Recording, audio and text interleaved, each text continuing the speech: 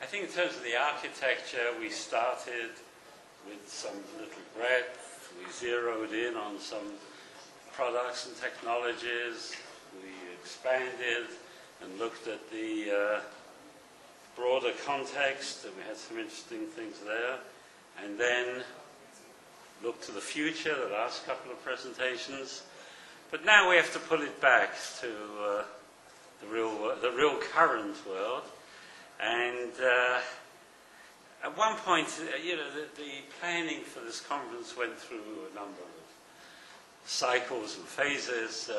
At one point, we were going to have a whole session devoted to patient-centric aspects, but thank God we didn't lose it in the agenda, because we have Eddy Karnieli, who will address us on responding to patient-centric needs. This subject has come up quite a few times in our conference here. Narrowing the gap between knowledge, technology, and clinical practice. So, Eddy?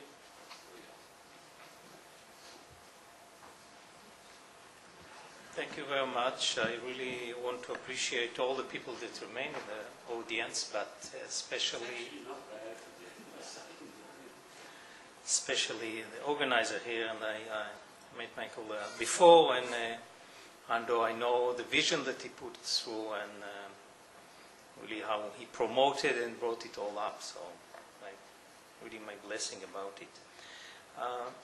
I think it's timely, this kind of title that we put in, and because we heard even yesterday and today, and especially the last two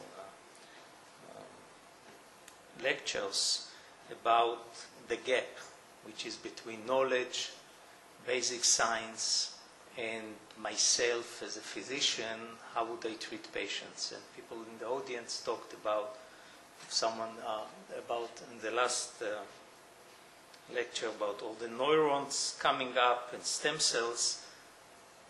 Will it come up and do something to us?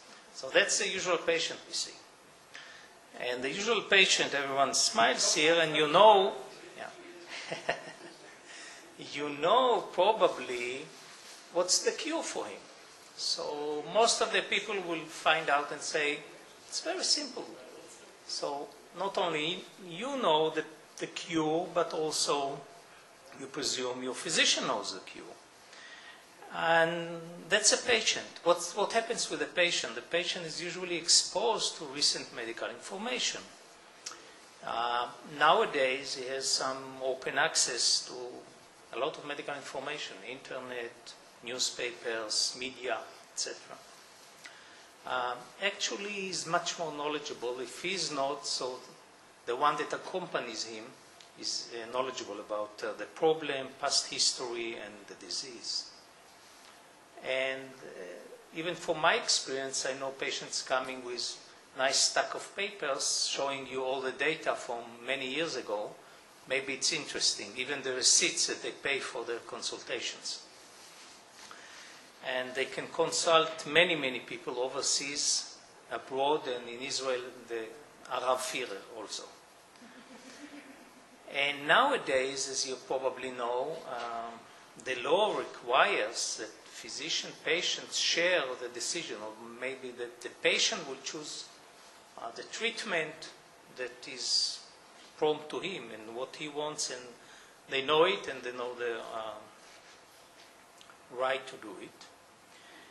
And one of the amazing parts is that he really expects his physician to talk to him, which is, astonishing, because we are so technically oriented, we have so many means, we have so excellent diagnostic tools that you can go through one machine, enter one site, and exit in the other one by using mRNA, let's say CT, then mRNA, blood test, and other things.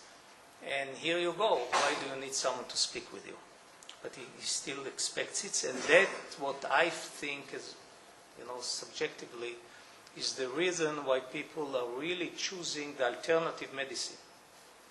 Not to have needles stick to them, but someone speaks with them, someone touches them. So what happens with the practitioner, the physician himself? The physician himself usually needs to attend many patients. Both genders, it's not just gynecologist, that treats only half of the population. And they are in a wide span of ages, young and aged ones. They come from diverse cultural and genetic backgrounds, and of course with different and various disease conditions. And he is busy. Most of the physicians, if you sit next to their door and actually time how much time they see patients, it takes 8-10 minutes. I was informed a few days ago that it's really 5 minutes. Not talking about the telephone calls and everything else. Now he has limited time to read and to be updated.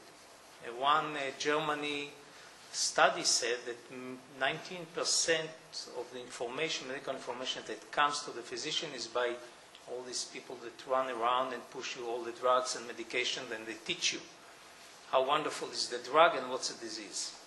So that's one of the updated. And he's lonely. Most of the physicians you encounter are really lonely persons. They sit in the office from the morning until the evening, see patients. They don't have any consultation. They cannot brainstorming. They don't do it. They are alone. And usually the physician has limited access to all patient current historical medical records. And, home behavior, what happens in the home, and things like this, although the family practitioner believes he knows. But probably they don't know, and even if they think they know, they don't have time to think about it.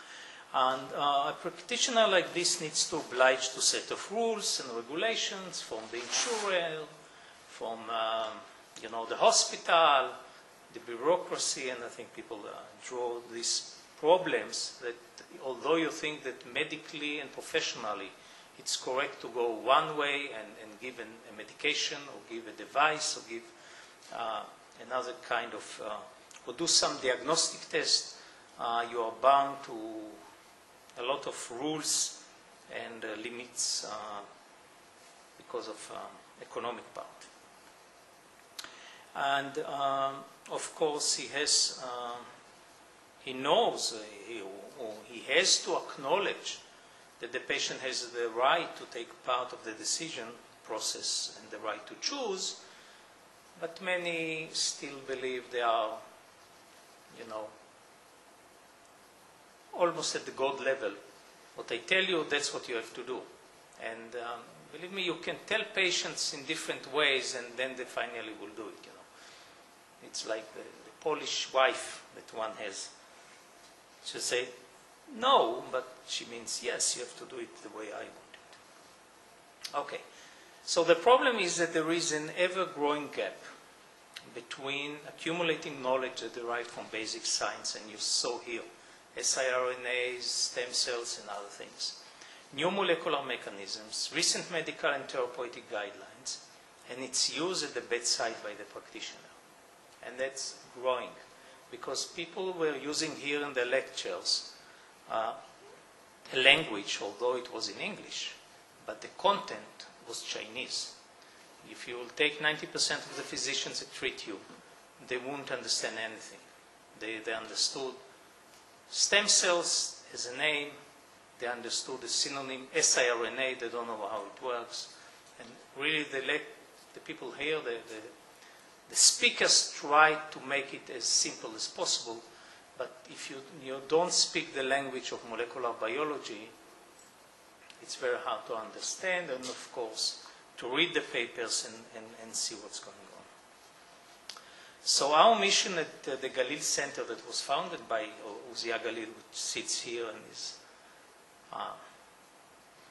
the vivid mind and the pusher of all of this, is actually to narrow the gap between knowledge and clinical practice. So we wish to provide bedside tools that will assist the physician in obtaining online relevant information at the point of care, and that's kind of a mission. So if we return to our patient, just to emphasize the problem, that's a clinical scenario. For example, like a 55-year-old male, BMI meaning 34, meaning he is obese as a disease, abdominal obesity, as you know, hypertension, fasting plasma glucose, and lipids, high level for lipids. And you ask yourself, does your physician know what I'm presenting right here? Does he know how the brain and the gut speak to each other? Does he know all the new hormones that come from the gut and move to the brain? For example, once you are hungry, a ghrelin gets up or rises in your blood, and the ghrelin will stimulate some nice cells in your hypothalamus, and these cells will secrete neuropeptide Y and connect to other receptors right here and give you a stimulus of hunger. Does he even consider it when he tells you keep diet in order to reduce your weight? Does he know that if you eat, then leptin will rise, insulin will rise, when the food will arrive to your intestine, some new hormone, PYY, will rise up and actually suppress your feeding. And the meaning is, how can you comprehend all of this? Leptin, for example, that was found in adipose cells, in fat cells, from obese mice. And they found it that it doesn't exist there compared to their controls. And injecting leptin made the mice lean and was exercising more. Fantastic. A company bought it, the patent. A friend of mine, Jeff Friedman, could go to ski resort several times, break his leg, and come back and enjoy. But it doesn't help, because only few people lack leptin. There are like a couple of cousins and sister friends in London, so they have the same mutation, genetic mutation that the mice has. So he can enjoy the leptin, and that's what happened. But since they found it, I think 95, and then they found something in the human, and there were a few papers at that time. There are now 1,000 papers a year about leptin. So even people that think they understand something about leptin have a very difficult time to know what's going on. And I believe that everyone here that is also a scientist knows that even in his field, as narrow as it can be, you cannot catch all the information that exists and that someone is publishing somewhere. Again, we all deal with fat. Do you know, or do my friends or the physicians know, that actually fat cells are not just a storage for fuel? Okay, the extra food that you consume that is stored there. It's the largest endocrine system in our body. And every year you find a new hormone secreted from these cells. And the hormones have, or not only hormones, different factors, have a major impact on our health. For example, one of the paradigms that is now running is a diabetes type 2, which is connected with impaired insulin action and impaired insulin secretion. Is actually derived, is a kind of chronic inflammatory state. And the basis is this kind of cytokines, meaning inflammatory factors that are secreted from the abdominal fat tissue, because some macrophages arrive there when you get obese. So a nice treatment many years ago was for type 2 diabetes to give aspirin in high doses. High levels of aspirin actually reduce the effect of TNF-alpha and what we call IKK, NF-kappa B signaling pathway. So, do they know? How can they know it? Because it was published in Science. And who reads Science? And who has time to read Science? And look on knockouts and all these kind of troubled parts. So, the train, and it's not only a train, it's a major, huge operation of basic science, is moving in one direction. The clinical part is moving, most of the time, divergent. I won't say another direction. And the question is how you can combine them together and how you can bring this kind of information to the bedside, to the patients.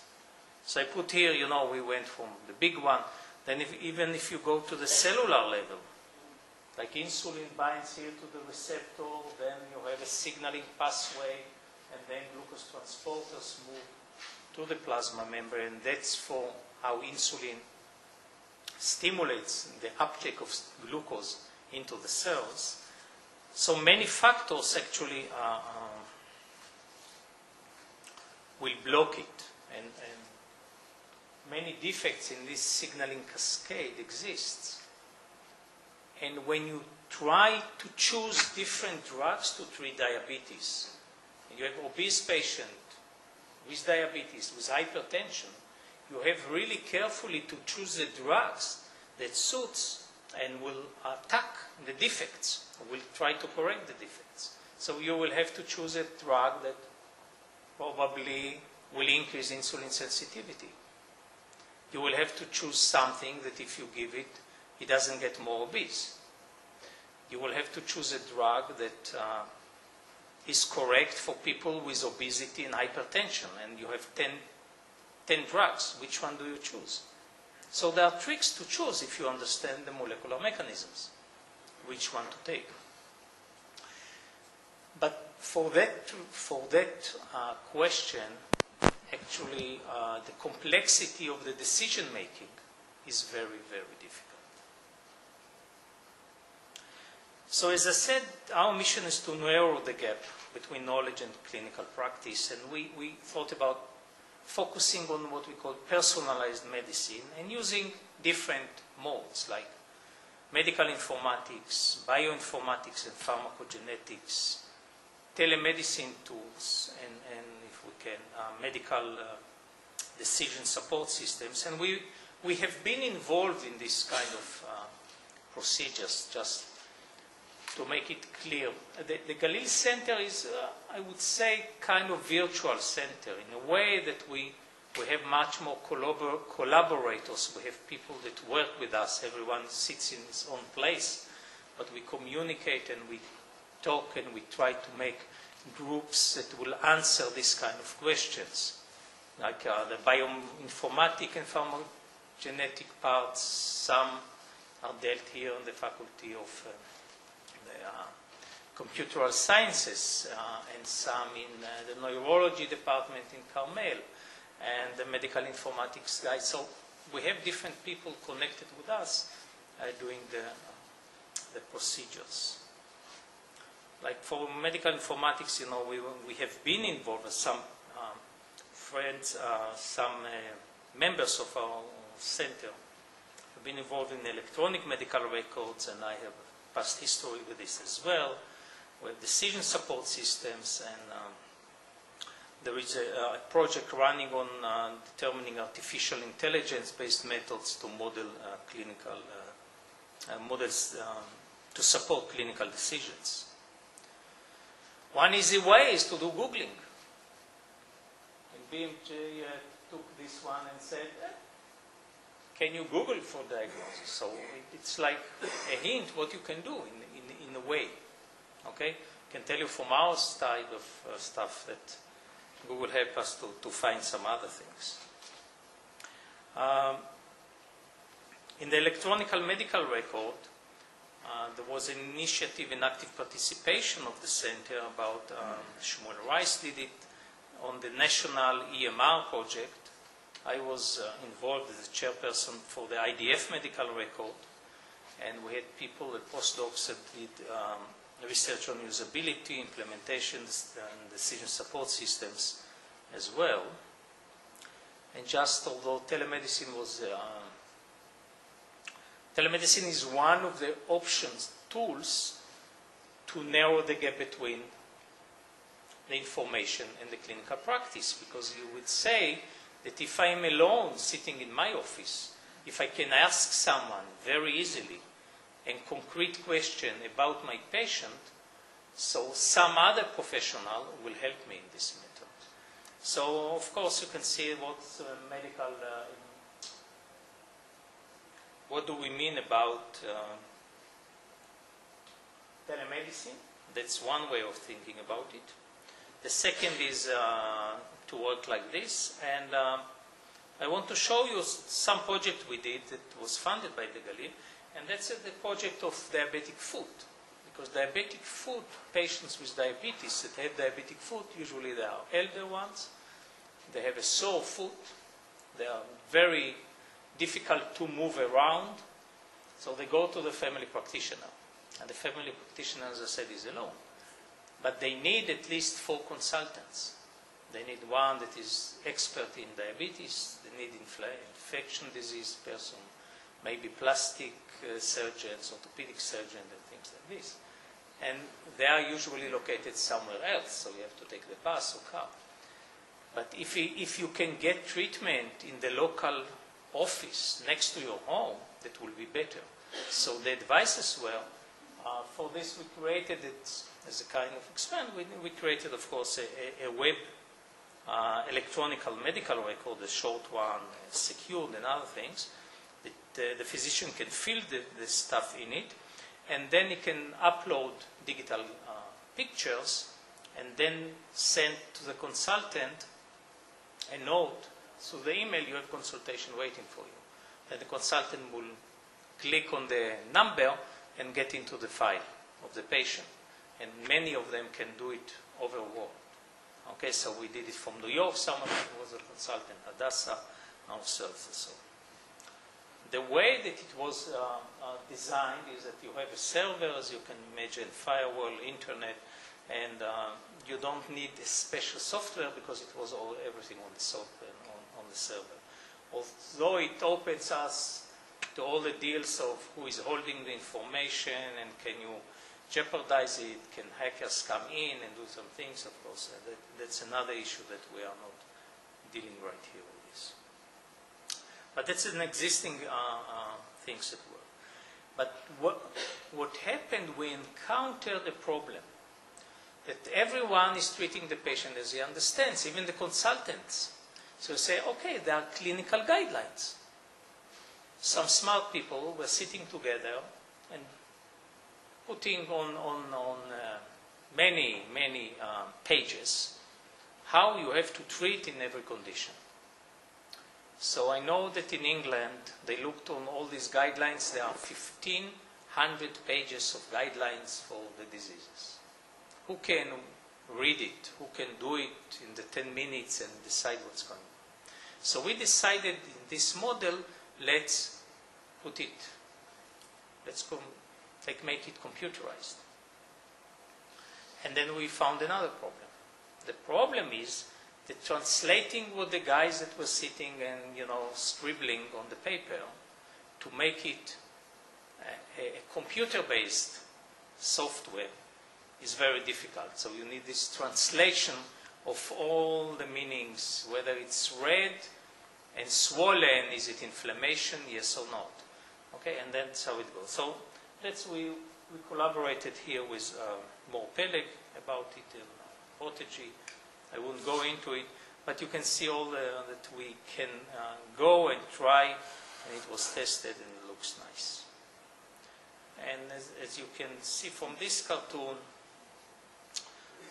that the physicians still say, yes, that's my diagnosis. If you want a second opinion, I'll ask my computer.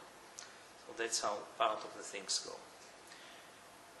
Just to mention a couple of slides about bioinformatics and pharmacogenetics. It's a difficult area. It's a very fascinating one. You would like to have a DNA-based diagnosis for patients, so you can actually target the drugs that you treat based on the DNA of the patient, saying if you have a mutation in the binding site of rosiglitazone in a way, which is Avandia, one of the drugs, that is very good for diabetes. If you have a mutation there, it won't bind. So why to give the drug so you will only enjoy the side effects, but not its effects? So everyone is trying to go into bioinformatics and pharmacogenetics. And you can see that if you want to know about other genes, so this technique of taking DNA and actually using, for example, microarray to know what happens with genes up and down, that's, you have it as schematic here, that you can look on different patients and get thousands of genes. Finally here, as you can see that the red are upregulated genes, the green are downregulated genes after you do elaborate work, and you can know in each condition what actually happens, and you can sequence by different means, short ones and long ones, what are the defects themselves. Still, you need biology combined with a lot of computers and processing, data processing systems. So in order to have this kind of answer, repressed genes versus induced genes, and know how I go, a lot of work should be done. And that's actually what we want to gain from this meeting, is to strengthen some connections, to strengthen some collaboration, and to try to go through this mission and through these projects and get out to this way of narrowing the gap. And as you can see, the question is, has personalized medicine arrived? That's technology MIT review. And in Nature was a paper about the business, crunch time for multiple gene tests, as I said, which seems that the FDA is now approving different kind of chip assays for diagnosis, much more accurate diagnosis based on the genes. And all of this brings us, of course, to the last problem, the email practice that is here, that the physician knows, you know, the complaints are, the doctor, I'm losing my mind, all the time I'm hooked up to the internet chats, I don't know what to do, and the physician says, okay, I'll consult this website. And I want to thank you very much for listening.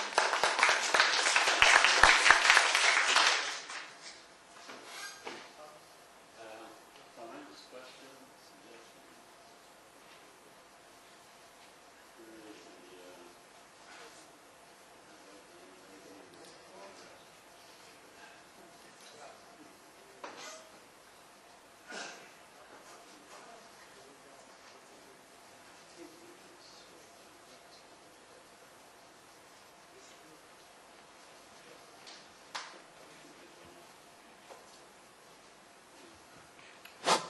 Thank you. First of all, compliment. There is one aspect which was very challenging when you put the Galil Center in a kind of a spider web in the middle and ask others actually to work towards you. One of the aspects which we are going to pick up instantly is you have, for example, this diabetic evaluation sheet. It's a program.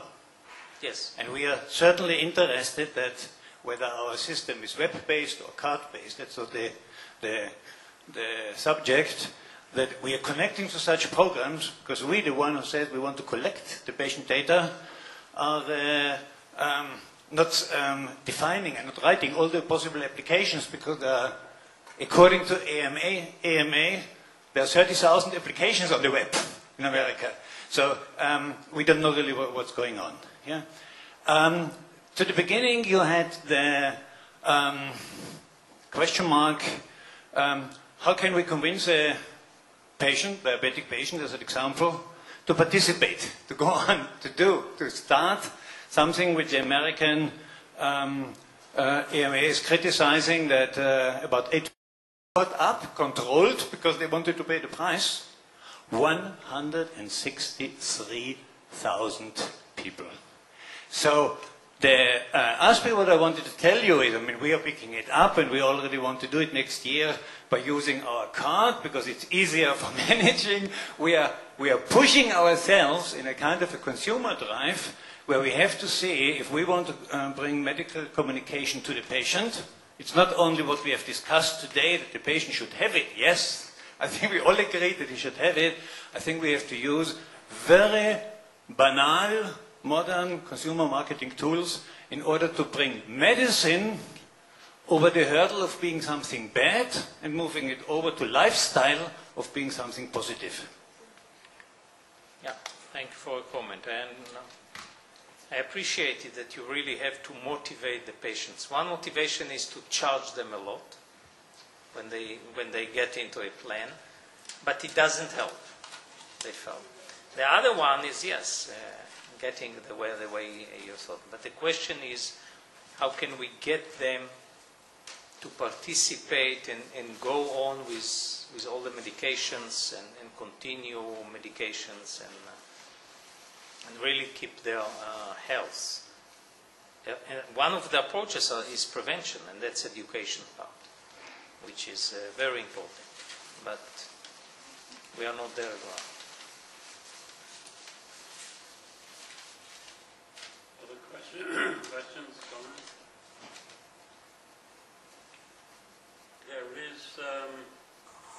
There's one that I want to throw out. In terms of a personal experience, the sense that when you go to your doctor, there is something of an ownership relationship between you and your doctor. That if you, for example, say, I'm not happy with this doctor, I want to go to that doctor, you just get the immediate sense that somehow this patient that I have owned now lost ownership and is going to go to another doctor, etc. And even I've had a recent experience with the difficulty of getting them to transfer records and so on and so forth. And I'm wondering if a lot of this hasn't got to do with very significant changes that have to take place in the culture of what it means to be a doctor and the place, the relationships between doctors and patients. The structure under which medicine of today versus medicine as it evolved in the previous couple of hundred years previously. In other words, it seems to me there are some very profound underlying issues which, if we don't begin somehow to deal with those, fixing it with cuter information systems won't necessarily be enough, right? Comment on that. One has to look on the, I'd say, solution is a holistic one, okay? Because you have to attack it from several places. The problem lies in several modes, and that's how you have to approach it. Very broad, educate the physician, educate the patient, and bring in the technology to help them, which isn't easy as well.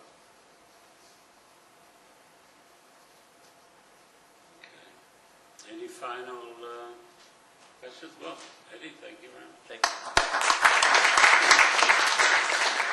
A little sort of executive consultation here.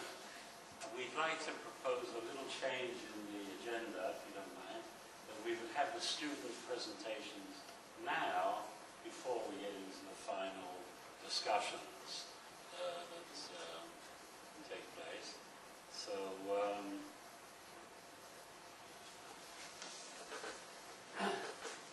let me explain a couple of things.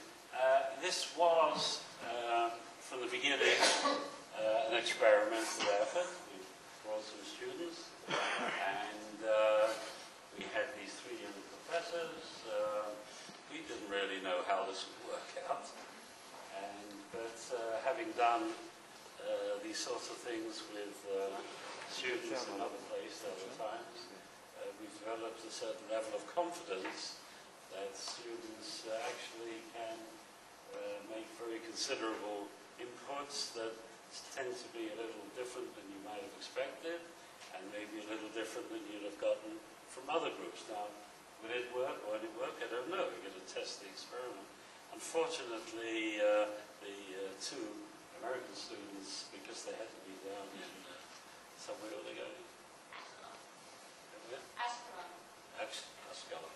They trained after a certain hour, so they won't be with us. They now will be, and if you have any comments. Is that okay? Okay.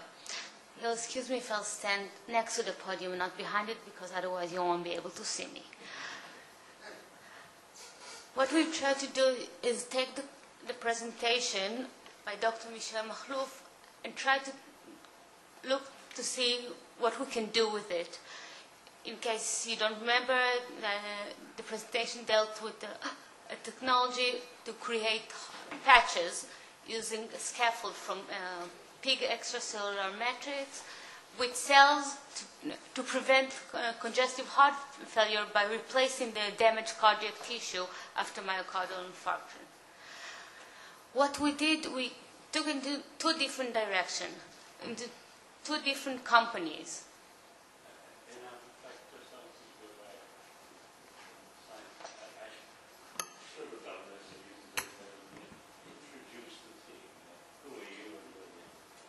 Okay. My name is Zainab. I'm a medical doctor. I work in the Gardner Institute in the Israeli Center for Technology Assessment in Healthcare, and I'm a student in Tel Aviv University. Karen Tenenhaus and Shimon Unterman are from Northwestern University. Karen is studying, I think, for bachelor degree. For 14 months. Okay, and Simon actually finished his studies and he's working he's in Chicago now and also in Bina. So, Shimon is a graduate of Northwestern.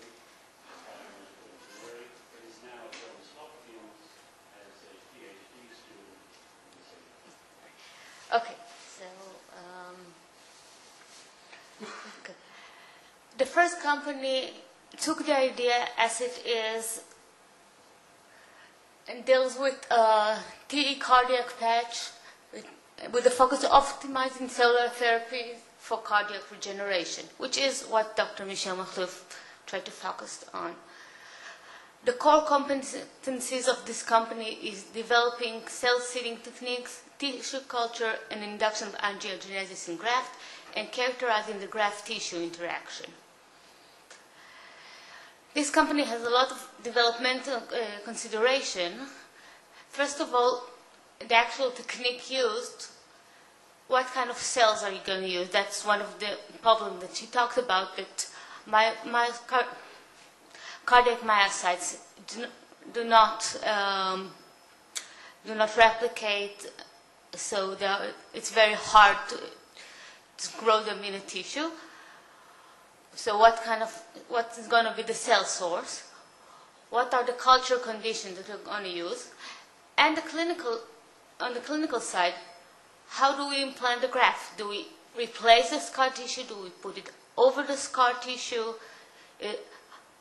Do you have to do it in open heart surgery? Can you do it in minimally invasive?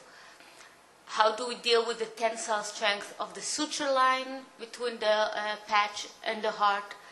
And what are the ideal indication and timing for the implantation?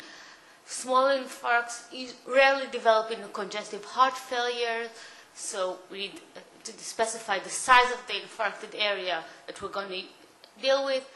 Do we do it immediately after the myocardial infarction? Do we do it when the patient already has signs of congestive heart failure? And most importantly, there are regulatory considerations. Getting approval for cell therapy is very difficult, at least at this point. There's a problem with immunogenicity of you have to make sure the cells do not trigger immune response. And of course, there are problem of morbidity and inflammation, we're talking about pretty major surgery, especially if you take out the scar tissue. What is the market we're looking for? Well, mainly it's in cardiology, which is very specific market, but it's a very big one. There's a lot of need for this kind of technology. With the original idea of congestive heart failure, but this technology can also help treat arrhythmia, infarct-related conduction issues, probably other cardiac conditions that may be amenable to patch therapy. There is also a possibility to grow into other markets, other areas that you can use ECM biomaterial application. For example, grafts, aortic grafts. Today we're using DACON, maybe a biological one would be better. Now, as I said, regulatory approval is the main problem here. It's very difficult to obtain approval for cell therapy. And we have a problem using exogenic tissue, even though she said it's decellularized. You have to make some very rigorous testing to make sure that you get all of the, you get just the ECM, no cellular tissue, and of course the kind of cells. If we're using autologous cells, easier, but of course allogenetic cells or xenogenetic cells is a problem. The cost is another major issue. Culture and expansion of the cells on scaffold may be time intensive and will probably be very expensive. And in order to transfer this thing into clinical application, you're going to need extensive clinical testing and close collaboration with surgeon to see what is the best way to use this technology. The second company took what she already had in hand, which is the natural scaffold that she used. We want to see from this point on how to get, in a way, a foothold, get something started fast, hopefully cheap, something we can start working on immediately. The focus of this company is to optimize decellularization and scaffold production with the intention to sell scaffolds for surgical use.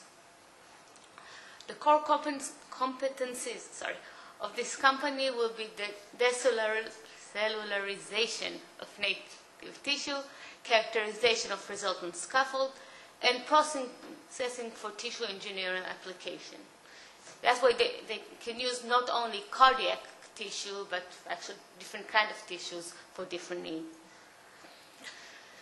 Development consideration, well, they need to standardize the process of scaffold manufacturing and processing across different kind of tissues.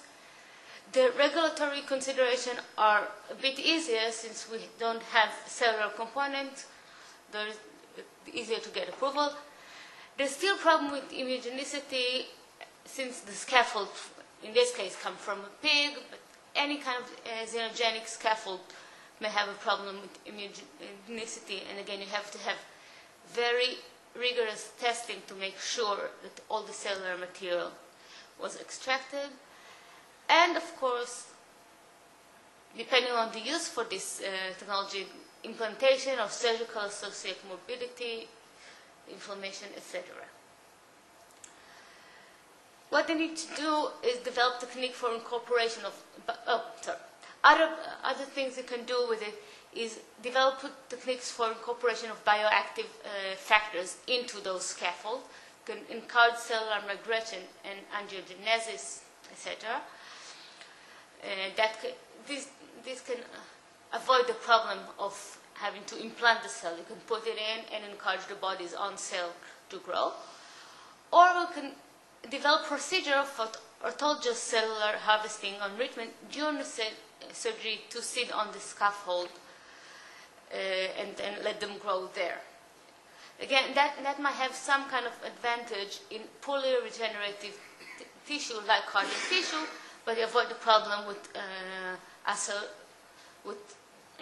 cellular devices. what are the market? In here, it's a bit more less assured. One market is TE companies. It allows other companies to focus on the application, since they can get their scaffold from somewhere else. They don't have to worry about creating their own.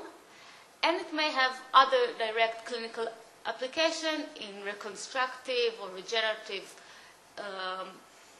medicine, for example, in tattoo removal, burn victims, in emergency trauma treatment as a patch to stop bleeding. Again, it can also include cell seeding at the site, and if so, it requires significant revision in surgical protocol. Now, the funding. Okay. This is actually talking about both companies. Cardiac disease funding. If we're talking about the first company, we're talking a hard patch application, vascular graft, which, like I said, it's a very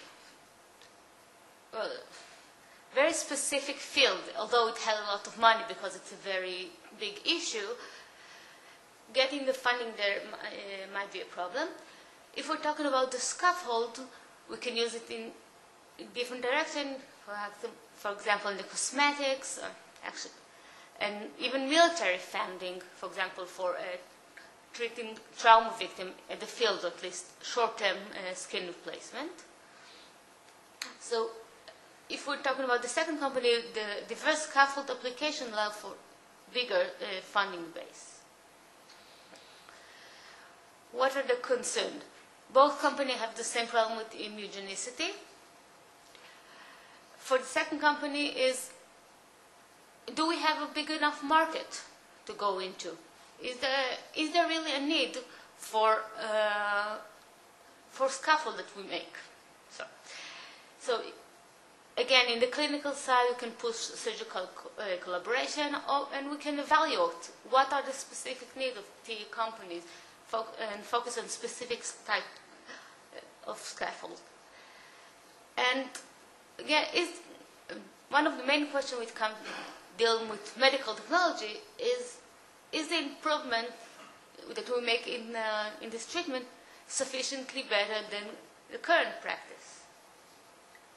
For example, one of the things that can come to mind is spleen injury. You can use the scaffold to wrap the spleen and allow it to heal. Isn't it better than simply taking out in adults? That's what you do, and it's pretty good.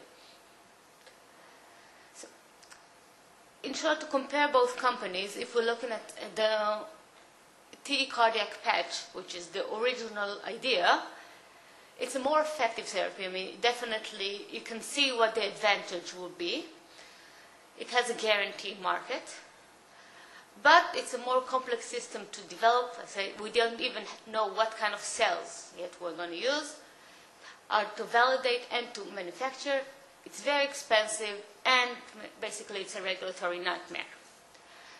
The natural scaffold company is faster and cheaper regulatory path. It's simpler to implement, easier to manufacture, cheaper. This is something that can get ongoing much faster, but it may not have a market. You can manufacture whatever you want, but if you can't sell it, then there is no need for it. And the scaffold itself may not be effective enough without significant cellular or bioactive component, which complicates the process.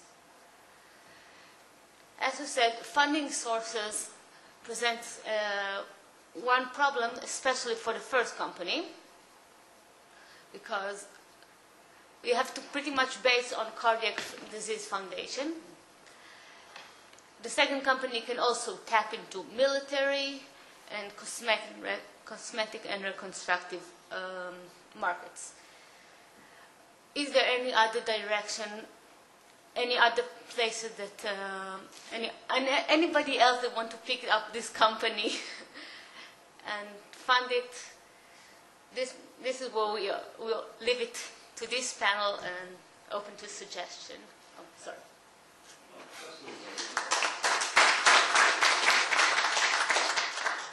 Just like to point out, they only heard about this yesterday morning, and they only had a couple of hours to work on it, so keep that in mind. Go ahead. Mike, Yeah. please. The first question is, are there any patents? Do these companies have any patents that they're doing? Well, first of all, it couldn't patent the process of the desolarization. It's not yet. It's not yet a company. I mean, this is still at the research stage. But I think the issue possible. would be one of, is there inherent patentability here? It's perhaps a little early for patent. Yeah. And are there competitive patents? First of all, I'd like to thank Enad very much. You know, she's an MD, combat MD.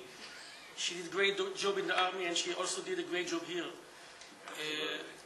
I was supposed to moderate the session, and I only heard about it 5 minutes ago, so please bear with me the lack of knowledge of the presentation. Now, regarding to the patent issue, knowing Marcel Makhlouf quite well, I think that she wouldn't have dared to expose the technology here without having a patent or more on this technology. So it's not the first time this technology is exposed to the public. Marcel has been a member of the Technion faculty for several years, and I'm sure that she has protected the patents quite faithfully. So I think it's okay to talk about it. I'm saying that although I don't know the patent issue, but I assume that Marcel would have protected the technology very well. But it can be checked, of course. No, I'm quite certain about Probably it. like that. So this is with regards to the scaffold. I'm sorry that Dror Selectar and Marcel Makhlouf are not here, but because they are the ones that can really tackle this issue of artificial scaffolds. What Dror has generated, polyethylene glycol scaffolds, they're supposed to replace the cartilage, whether they're associated with cellular components or not. And on the other hand, there is Marcel Makhlouf with the natural scaffold, which is again supposed to provide some scaffold or protection to the damaged tissue. So there are obviously many issues of regulatory issues, and without being deep into the business, I'd like to raise the question whether artificial scaffolds or natural scaffolds are better.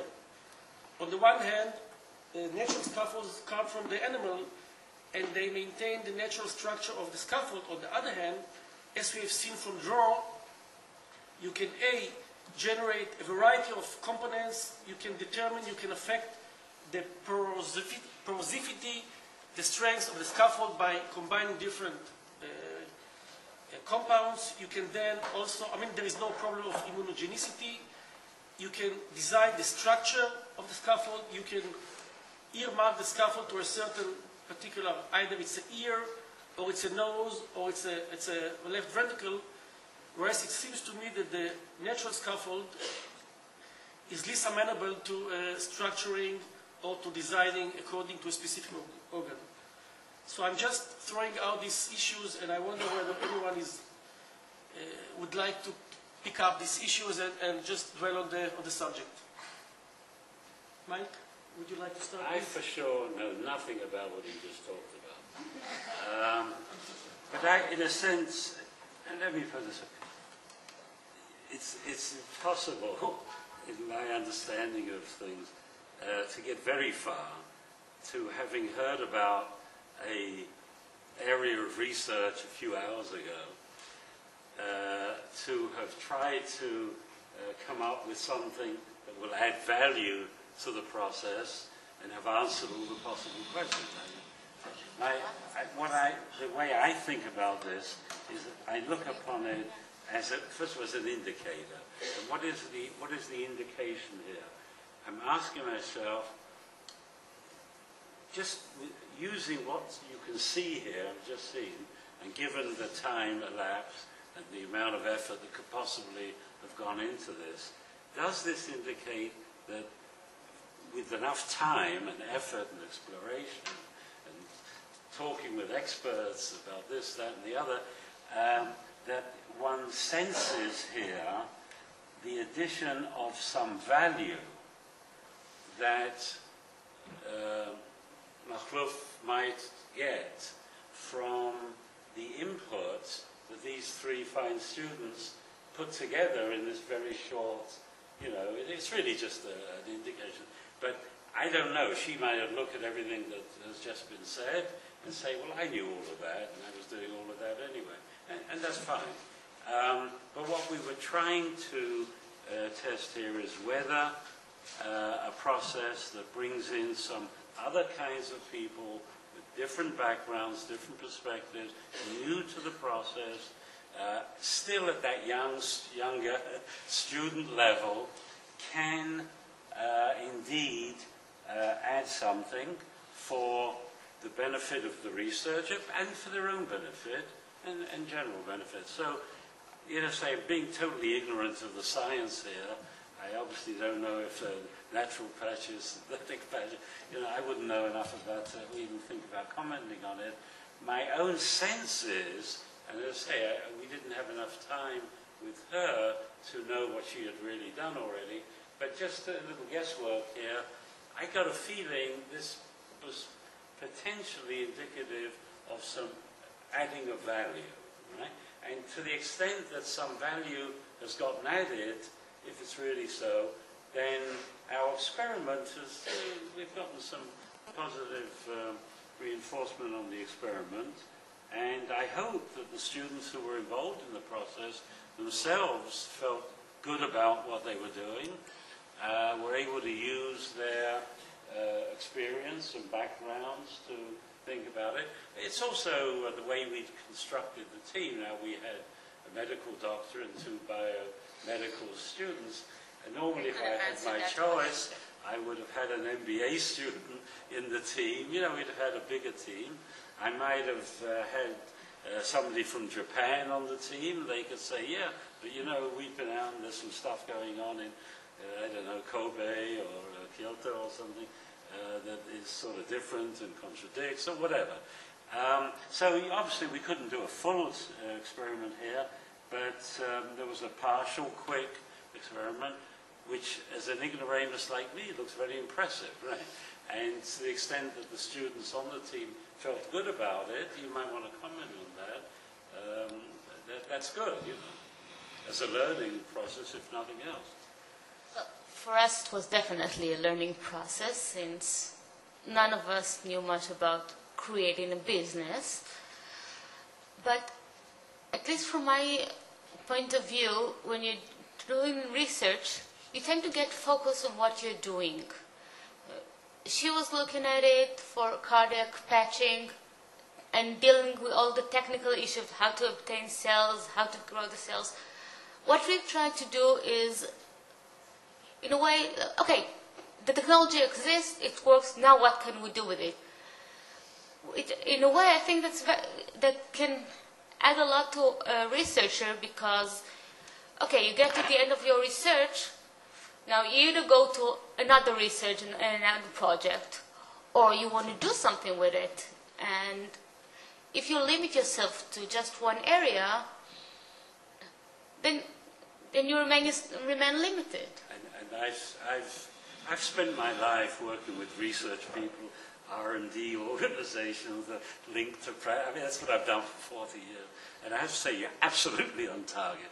The researchers get very focused on, what really they get so committed emotionally.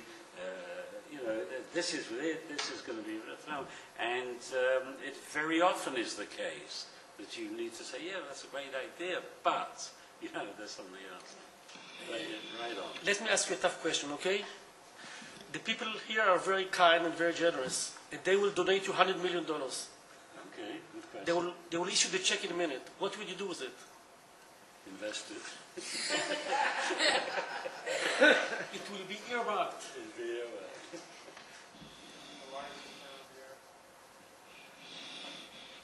Give it a go. Give it a go. It's okay. You have to attend 2 despite the uncertainty of the market for the second company, in my opinion, although probably in the future all the regulatory questions will be answered, it's still unclear what direction it may go. I think I would probably try to direct it more of the second company natural scaffold and try to see what kind of market I may find. What I want to say earlier is that the whole idea behind the second company is if you take this idea of the cardiac patch and you can't make it work, either because of technical problem with the cells or regulatory issue, you think, okay, that it failed. But the second company said, okay, that's not a failure. That's entirely, okay, you did something. That's a start. Use that start. Okay, you didn't do the whole thing, but you didn't fail completely. And I think that's the direction I would take it. Any further comments from the audience? Suggestions? Offers of money? Well, thank you very much. But we have another project, Robert. I think I'll sit there while he's presenting.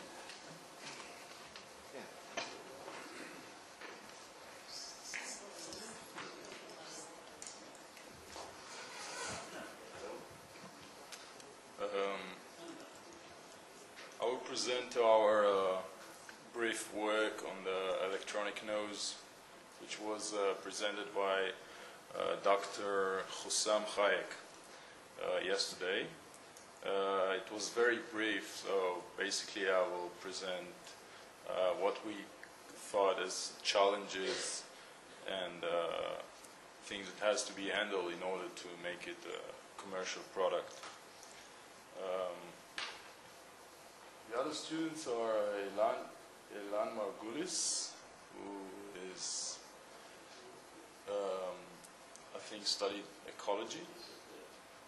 I think, and then Yannick Mazur is a Technion graduate who's studying now MBA in Kellogg University. And myself, Robert Moskovich, I'm from Ben-Gurion University, from the Medical Informatics Research Center headed by Yuval Shachar, probably part of you familiar with. In my master degree, I developed, as part of our group, the challenge that was discussed earlier about converting clinical guidelines from textual reports into computer programs. So I was developing a search engine for clinical guidelines. And now I'm a PhD student. I'm working on temporal data mining, in which generally we try to extract frequent temporal patterns from a database of patients. And we'll get back to the electronic nose. So briefly, what is the electronic nose? As it sounds, it's a device which is basically a nose that is capable to smell. It's based on chemical sensors that is sensitive to chemicals. Hussam said that they have 30 sensors. So based on a breath test, like you do, recently it was entered also in the Israeli police, that when they want to see if you have too much alcohol in your blood, it's the same idea, but here the idea is to use it in order to diagnose patients. So Hussam was thinking of using it to diagnose cancer patients.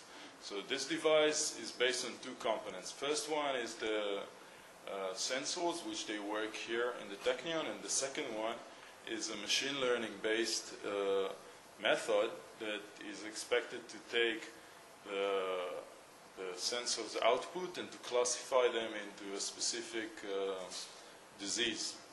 So just briefly, I will speak about the second component, which I'm more interested in, and I will explain what does it mean, machine learning, because you heard it a few times today. It's like a buzzword, but basically, these kind of algorithms, they given a training set. For example, we have a database of patients who have some kind of a disease, and we have another set of patients, or not patients, people who don't have the patient, and the algorithm tries to generalize from these two sets of examples, generalize rules, which eventually will allow us in the next step, when we have now a new entity or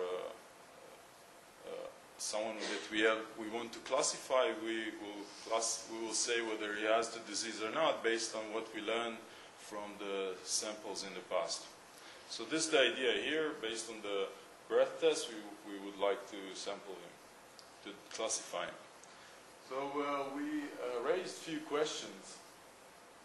First, it's clear that in order to have this kind of application, we need to generate a huge database of samples. Probably someone who has some type of cancer. Maybe if I drink now Coca-Cola, or I go close to some chemical factory, maybe the air that I was exposed to, if I give now a breath test, it might look like I'm having a cancer. So it's clear that our body varies and it reacts differently for different situations. So it's clear that we need to have a huge data bank of many samples of different states in which people are. I mean, people who have this kind of disease. And first we have to diagnose them by the current diagnosis techniques. The second problem is multiple classification, which is a problem that is known in machine learning. The problem is that maybe I have also lung cancer and also some other type of cancer. And maybe I have some other disease that looks by the nose like a cancer. So the device has to be able to overcome this kind of problem, whether in the sensory part or in the machine learning part. And finally, the probably most important thing is the accuracy. These kind of methods are never 100% accurate. But so what we thought of considering into this is that probably there are that we can define the boundaries where who is a person that is legitimate to classify or not. Because the whole idea is that instead of screening someone and diagnosing whether he has the cancer or not, we want to use this breath test. But maybe for specific people, if we know these limitations, we will send them screening, because we know that we will have 70% accuracy, which is unacceptable. So these boundaries have to be found, or limitations.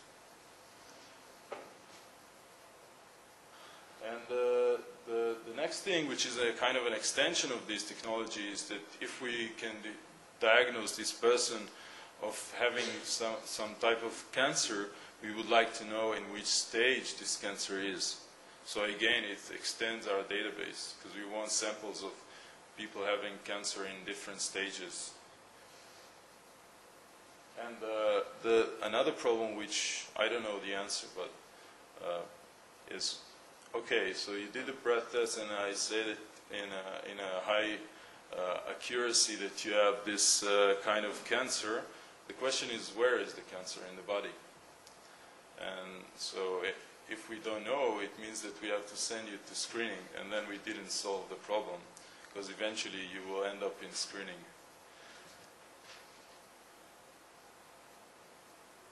So the last thing is the application. We think that, as I understood from Hussam, these sensors are really small. They are something like this. So probably a device, it's reasonable to have a mobile device which can be used efficiently, and it has to be cheap. So there are probably two ways to have such a product. First, the healthcare services centers and maybe private usage. So like today you can go to a pharmacy, you buy the device, you make yourself some kind of test if you don't want anyone to know it. This is one way, and assuming that it's in the healthcare, then now each time a person comes to Kupat Cholim, we can give him this breath test, and by that we increase the probability to detect or to diagnose him as suffering from developing cancer in an early stage. Because as I understand, and I'm not an expert in this, people probably come only when they start to feel pains or thing like that. Maybe sometimes it's too late. But if we just make this kind of test every half year, maybe we can detect it earlier. And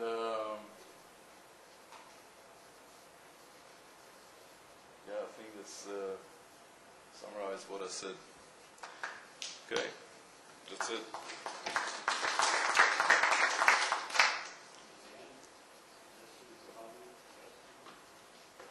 Thank you very much. You did an excellent job. Mike? The minimum delay. Please join us. So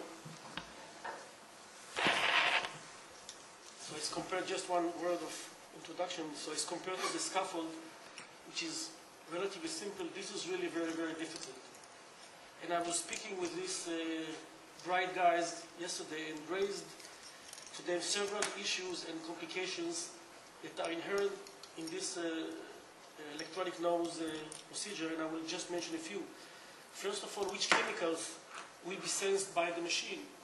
One has to know exactly which chemicals are being exhaled in the air, which are related first to a specific cancer and then to the size of the cancer. Namely, will different combination of odors predict whether the tumor is 1 millimeter cubic, 1 cubic millimeter, or 3 millimeter cubic? Namely, what is the spatial resolution of the odor test? And we have discussed that a lot, and this is, in my opinion, a major issue. When will you be able to detect the tumor with your machine? Will it be too late? Whether at this stage there will be some side effects. And so this is, I think, a major question. What is the sensitivity and what is the specificity of this test? Namely, will it be able to distinguish between different cancers, and what will be the minimal size that it will be able to predict a certain cancer? Please, Mr. Galil.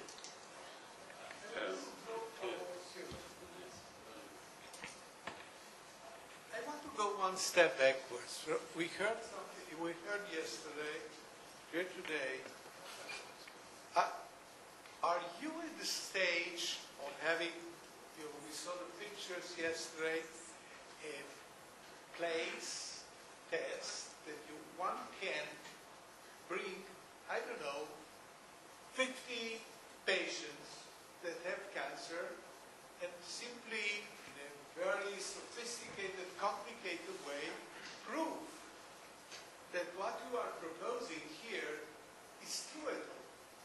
If out of the 50 people that will test, that you know they have cancer, will find it, I don't know, 40, 49,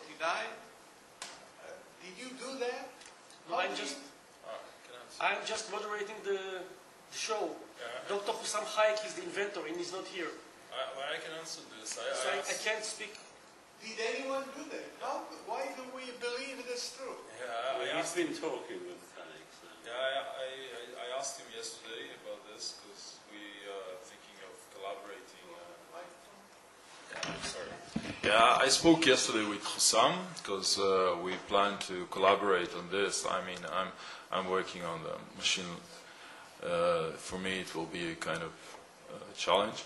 And I asked him, does he has any estimation of the accuracy of this technology? As you said, a simple evaluation in which you take a test set of few entities, better a big amount of as more people or bigger group, it will be more statistically significant. From what I understand, they are not in this stage yet. They did it on rats. So it has samples of 7 rats, which is probably not enough. And from what I understand, he works now with Rambam, and they plan to create a big database, and then probably to evaluate this technology.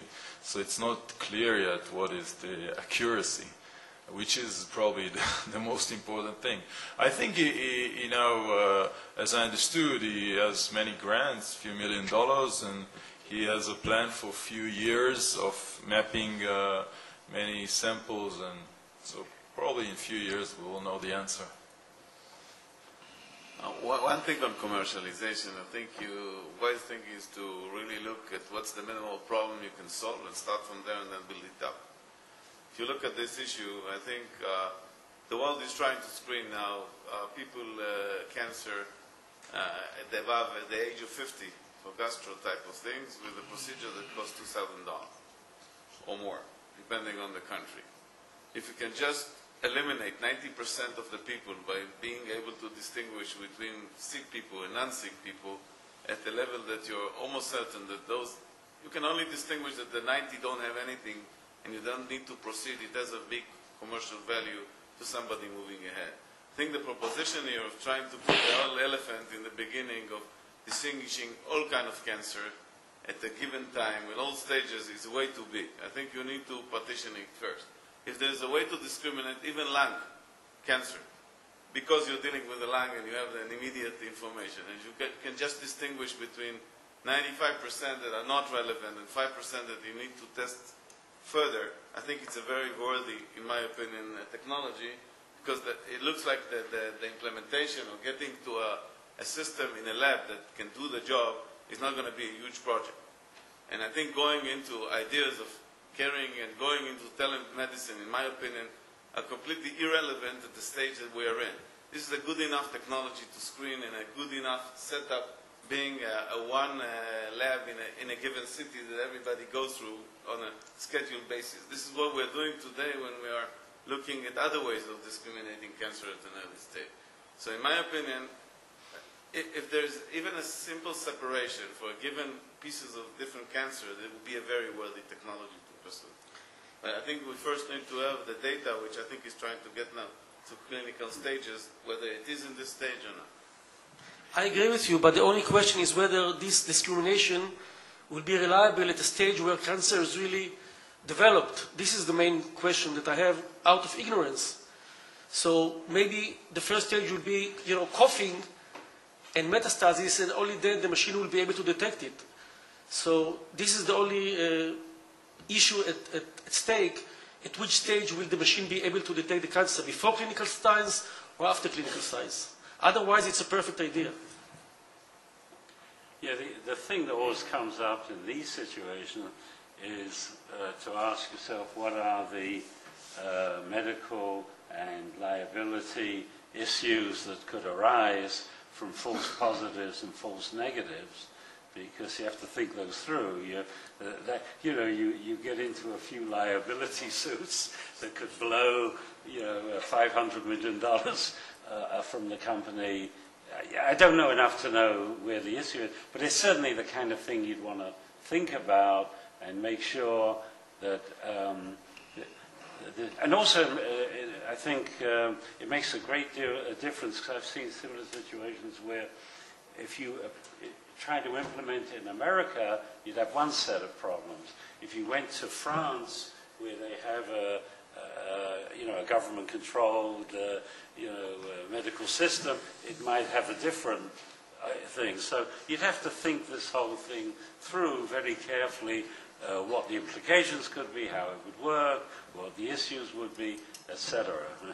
Just one comment. You mentioned the possibility of selling this machine in the pharmacy and the grocery store.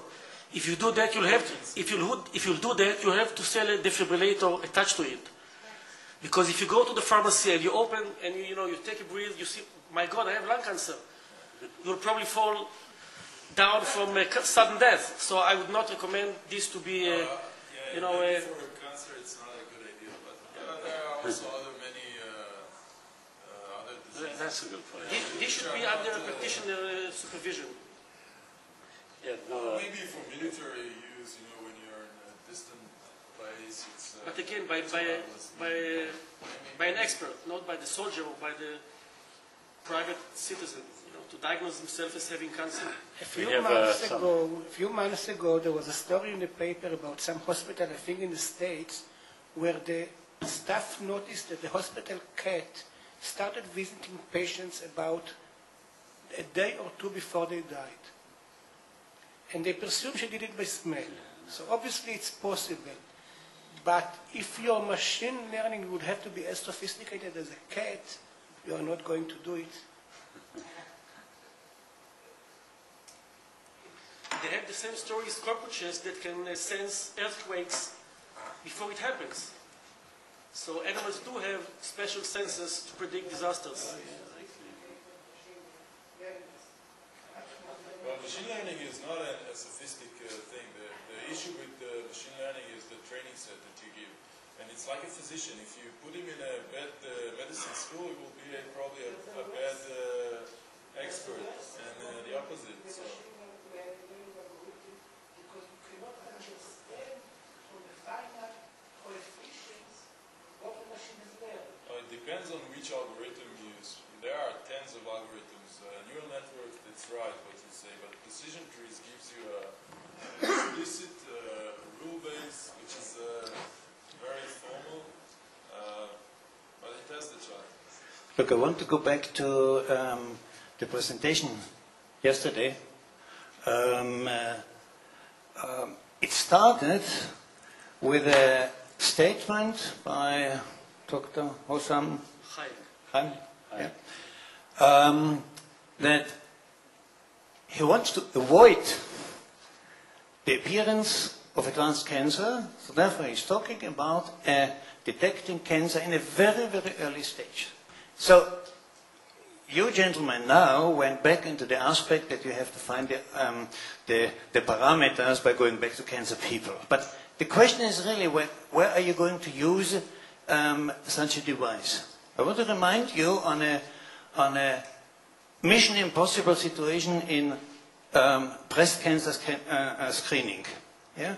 We have here in Israel a central database with 800,000 breast cancers. Now,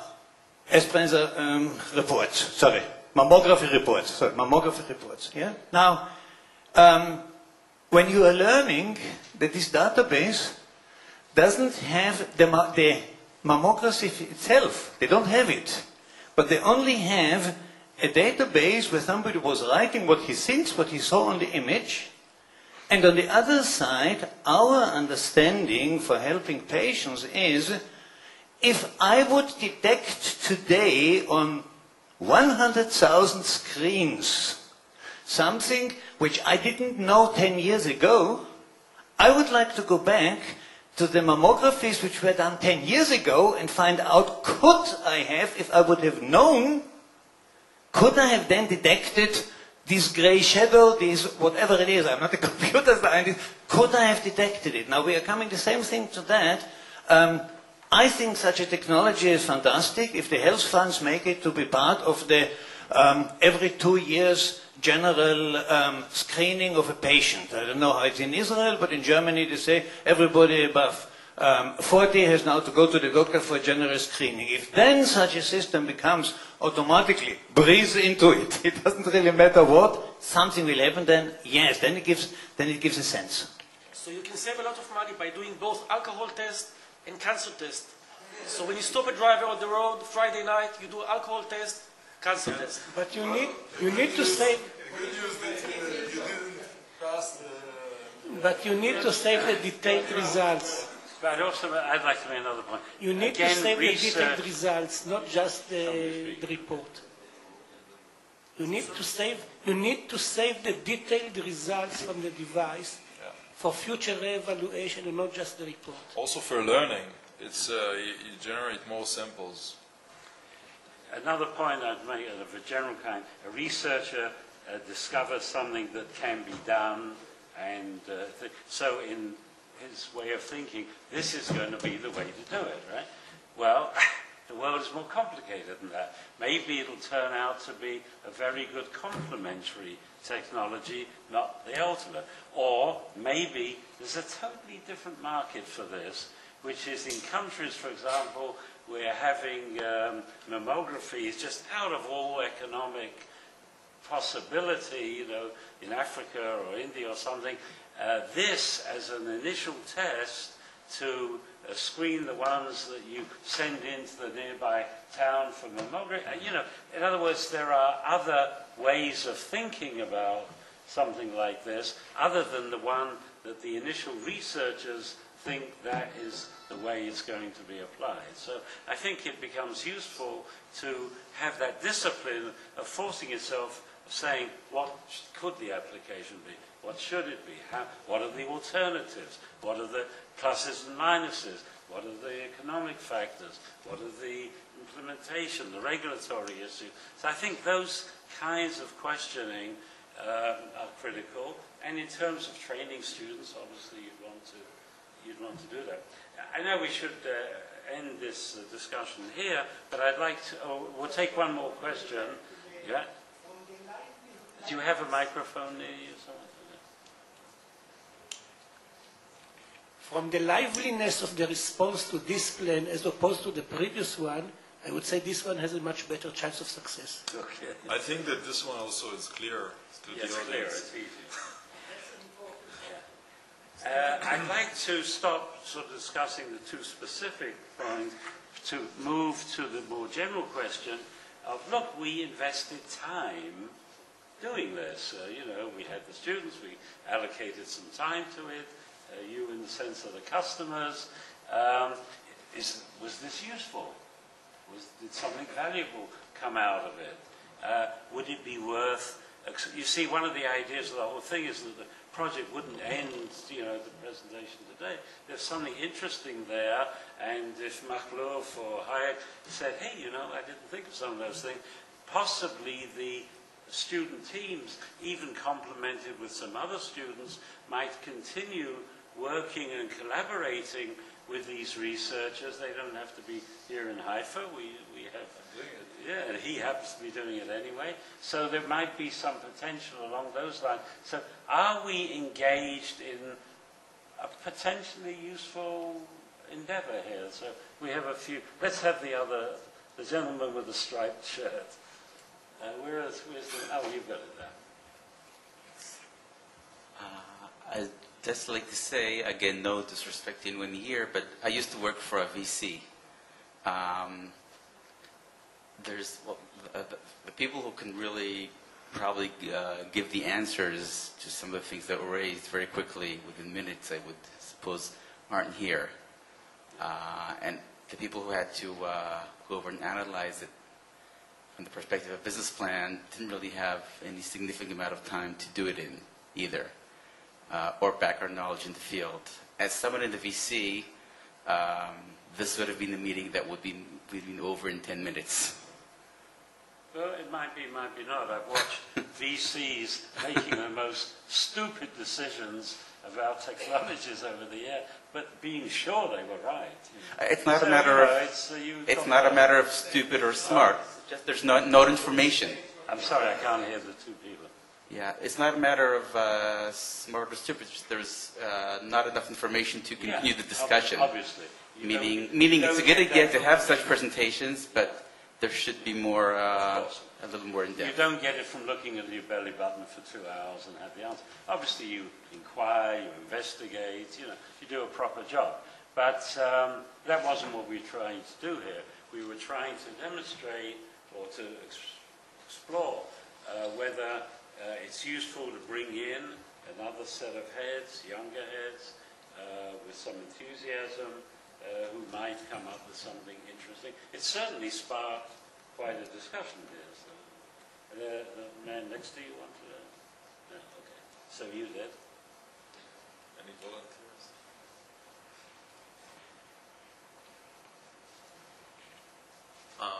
One comment was said, as was said here, that worthwhile having the person involved in the discussion, because I think it can contribute a lot. The other one is, I think if you do it, I would bring students from other disciplines, which could be relevant. Sure. I mean, you're looking at business aspect, put a business guy into the equation. I think it will help you a lot. If it involves other technologies which are associated, put those into the discussion, and I think their contribution could be bigger as well. Any final? Oh no, yes. I can come in. Yeah, yes. While we're moving the microphone, why don't you? I would also bring in VCs, because if you want disparate opinions, researchers and VCs are as disparate as you can get. The gentleman with the red sweater, and then you.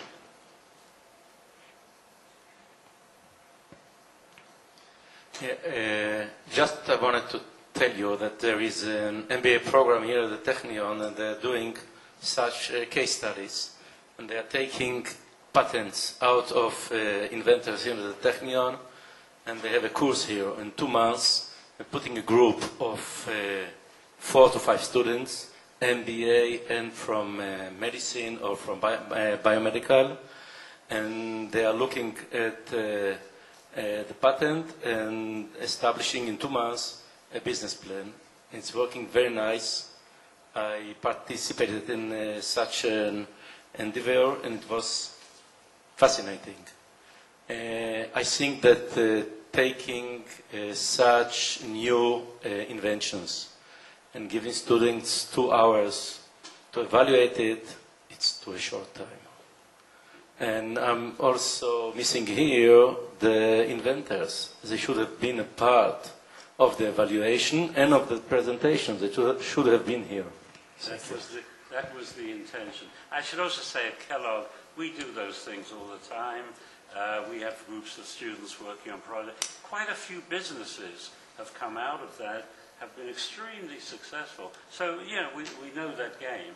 The objective here was to, add something to the normal presentation by a researcher to say, well, what about this, what about this, what about that? But anyway, these are all good points. You had a... I just wanted to say, I was informed by this conference on this Monday, and so I'm very happy I enjoyed very much this conference and this activity. Yeah, I think maybe it could be better if we would start to work on it a few months before, but I really enjoy I just wanted to thank all of projects and businesses and so on. It occurred to me that if we run the same program in the United States or the same program in Japan, we might have heard different messages, and there might be some merit in giving you a chance to think about whether there are things going on and ways of working in Israel that may be a little different than what you see in other places, for good and for bad. And that we would have a discussion around that point. We're not obligated to do that.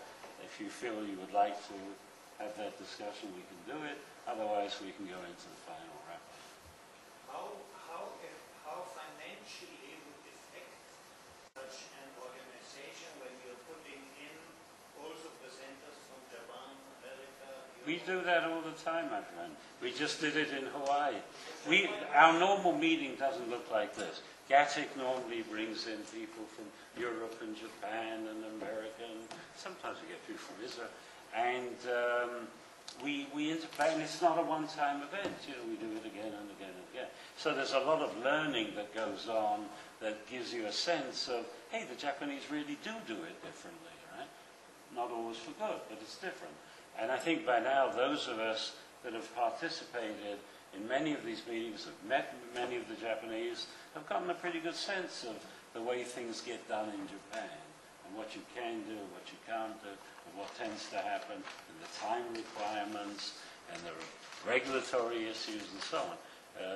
The British, again, we meet often with our British colleagues. So that's part of a process. Here, mostly what we heard was what was going on in Israel. Right? There wasn't much else. But I say that could be for another occasion. Okay, so let's end that.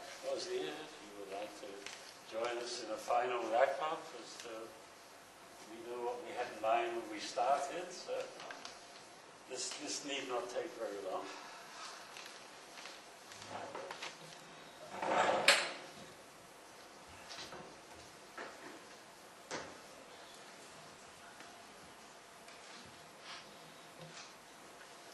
Well, I've spoken a lot, so I'd rather turn this over to Uzia. But we did construct this program together, we sat over the table, and we thought it would be a valuable contribution to have such a conference.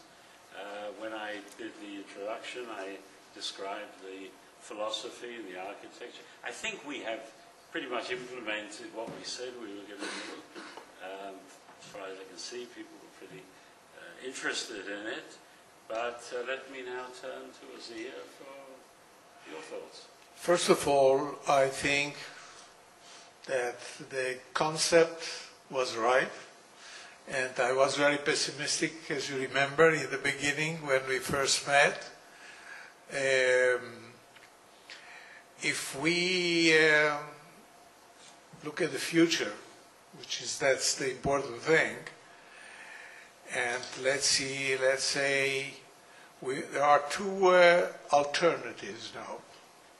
One alternative, which I hoped for, and I'm not sure it can be easily implemented, is that the networking that happened during these 2 days will continue. Not with another convention, not with another large meeting, but that we had contacts between people that will continue to exchange ideas, and maybe as a result of this we'll see more highlights on the advantages, and then maybe creative business, or raise money for more research, I don't know. The point is that, and I don't know that, I don't know the answer. If this is left just to the people, everyone on his own, to continue whatever he thinks he wants to continue in the networking, and we realize that everybody is very busy, or, and here there is only one probably, or maybe one or two bodies, I don't know, maybe both Sam Neiman Institute and somehow the Gate, and that, for instance, will send to everyone that participated, send some kind of a questionnaire, certainly with information, and try to ask, okay, here are the names of the participants at least, and so on, or what would you like to do next? Is there anything? And try to follow up. I'm afraid that if we don't do that, that if we leave it last just to the contacts that were established, that will be not enough. But if the hosts here are willing to take this upon themselves to do it, I think it can be very helpful, and I will certainly respond. Yeah, I think you've exactly said what I started mentioning to some people should be the next step, that I hope we can. This should be the next step. The other thing that Uzia and I had talked about is that we're not necessarily talking about creating more meetings, right? But we did talk about the possibility of project-focused task forces that might emerge. Now, this is something that Neiman does anyway, so maybe we can find a way to collaborate on it.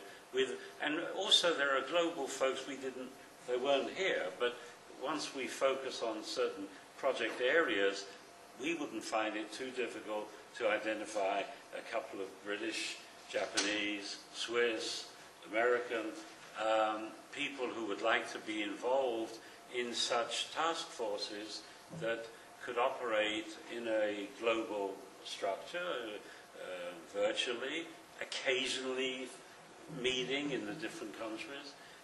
We're planning the Japanese are planning a big GATE conference. The last one we had in Japan had 300 people. But they're planning one for the 2009. Unfortunately, our lead Japanese person died not long ago, so this meeting is going to be held in his honor and so on.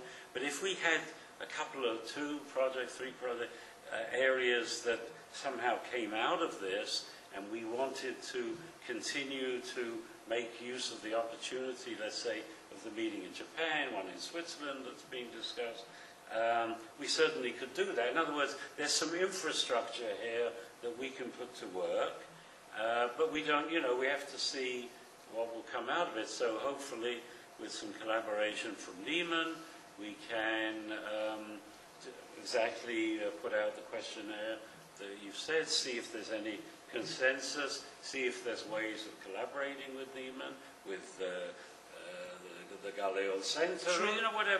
whatever infrastructure exists. So I think we from the beginning hoped that this meeting wouldn't end with everybody going out saying great meeting, goodbye, that something would come from it. Now whether some of the students even could be part of such task forces. Alec and I have been working for almost 14 years on this, and we've created some of the original organization, and we used task forces very successfully over quite a few years that were focused on developing new approaches to road mapping or whatever it was. And we had PhD students involved and so we've got the experience of doing it. We know it can work. I didn't do it with Israelis, maybe we'll learn from it. It doesn't work with Israelis, I don't know.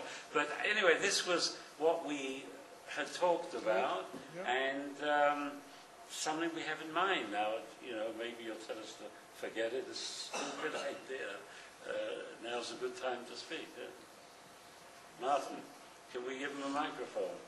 Here comes a microphone. In New Jersey, we started to talk about doing consortium of both university and industry. Yes, absolutely. Stem cells. And the problem is very intense, and there's so many patents out there, and there's so many different potential applications that companies are a little bit afraid to get involved, but they're knocking down our doors now anyway. So what's the solution? And the solution might be to put together consortia that are geographically based, but then also cross boundaries. So we're trying to do this in New Jersey, where it's going to be relatively easy to do. California needs to do this, and I don't know if they'll be able to do it. But Israel is actually a very good place to do it. Israel is one of the leaders in stem cells. And I did a survey on my own, and it's not so clear that they're cooperating and collaborating effectively to move stem cell research into the clinic. So I would put out the challenge, and I would be happy from the New Jersey side to collaborate on this, is to put together a consortium taking advantage of the major centers, and we know where they are in Israel, working on stem cells. And once you start to bring the technologies together such that you don't have to get over the activation energy of the patent barriers, then the companies can come in and collaborate much, much easier. Yeah, I think you put your finger on an absolutely central thing. I mentioned this to Alfred Mann when he was here, back in, what was it, June or something, and I was there for the signing of the Nestle. It's very nice to create these $100 million institutes, but I can make a very good prediction. They'll never talk to each other. But he has a chain. Yeah, he's got a chain, but they still won't talk to each other. Right, and, but unless you head on say, hey, we're going to try and deal with that, you're not going to get the value that he thinks he's going to get from it. But yeah, you're absolutely right on there. Other comments, okay. I would like to allay Uzia's fears. I have a pocket full of business cards. We don't hear anything. I have a pocket full of business cards, and I think I will call about or contact about 6 people at least.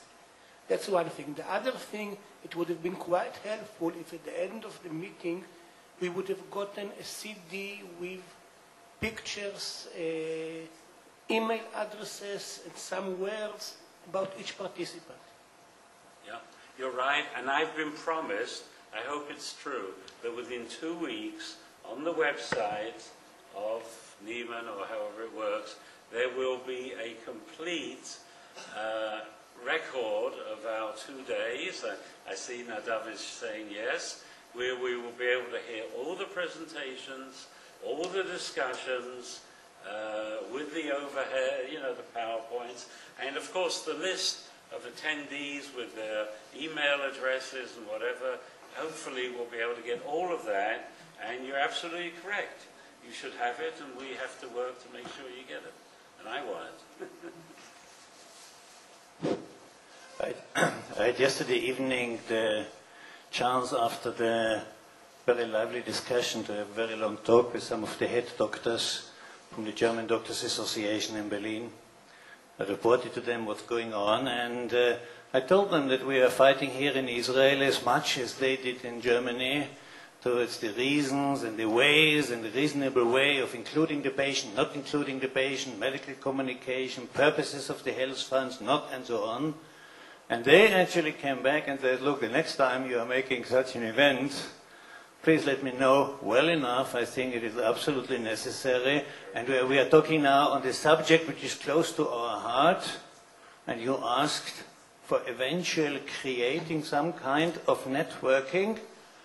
I would also put our company Power available if it's needed to create a networking on a subject of put the proper ways and means that we serve the patient. We have heard so much about it, contra and pro, but there seems to be a unilateral understanding that the healthcare moves in the direction of having the patient in the center place.